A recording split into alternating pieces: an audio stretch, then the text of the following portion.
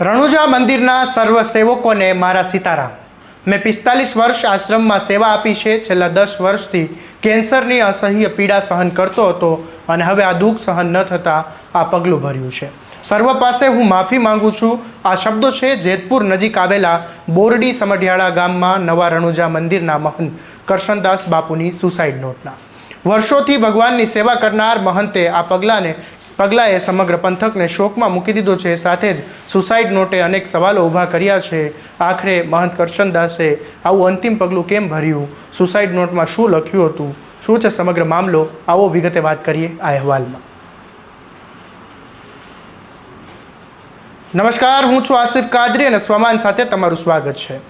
રાજકોટના જેતપુર તાલુકાના બોરડી સમઢિયાળા ગામમાં નવા રણુજા મંદિરમાં આ ઘટના સામે આવી છે, જ્યાં વર્ષોથી રણુજા મંદિરની સેવા કરતા મહંત કરશનદાસજીએ જીવન ટૂંકાવ્યું છે।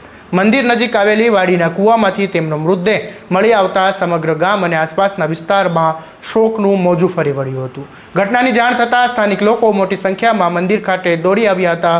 ત્યારબાદ પોલીસ અને ફાયર વિભાગની ટીમ પણ ઘટના સ્થળ પર પહોંચી હતી અને મૃતદેહને કૂવામાંથી બહાર કાઢીને પીએમ અર્થે સરકારી હોસ્પિટલમાં ખસેડવામાં આવ્યો હતો।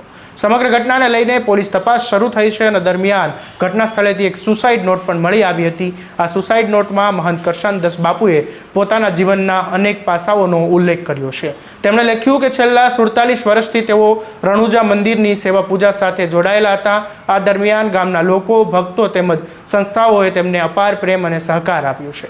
સુસાઇડ નોટમાં તેમણે સૌપ્રથમ ભક્તો, સેવકો, ગ્રામ લોકોનો આભાર વ્યક્ત કર્યો। ખેડૂતોથી લઈને વેપારીઓ, મજૂરો, સરકારી કર્મચારીઓ, પોલીસ વિભાગ, પીજીવીસીએલ અને પાણી પુરવઠા વિભાગ અને ગૌશાળા, સંતો અને કલાકારોથી લઈને સામાન્ય ભક્ત સુધી દરેકને તેમણે જય સીતારામ કહીને અંતિમ પ્રણામ કર્યા હતા।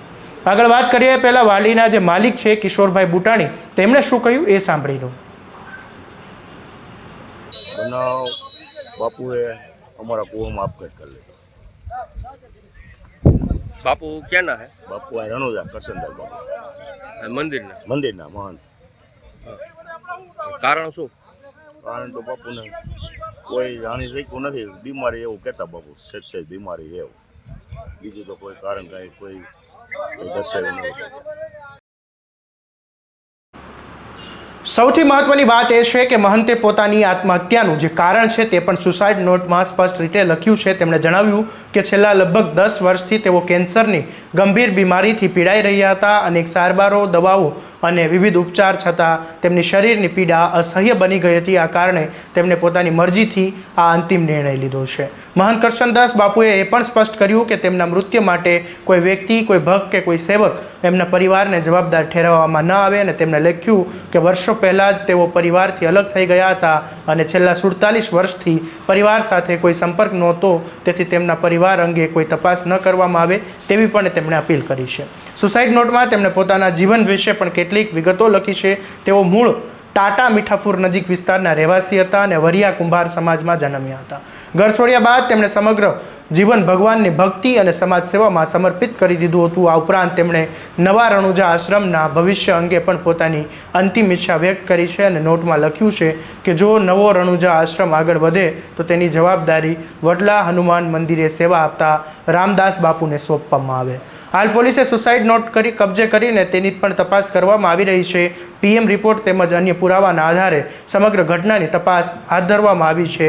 એક તરફ ભક્તો માટે જીવન સમર્પિત કરનાર સંત અને બીજી તરફ છેલ્લા 10 વર્ષથી કેન્સરની અસહ્ય પીડા અને અંતે એક એવી વિદાય કે જેણે સમગ્ર પંથકને ગમગીન બનાવી દીધું છે। હવે પોલીસ તપાસ બાદ આ ઘટના વધુ હકીકત સામે આવશે।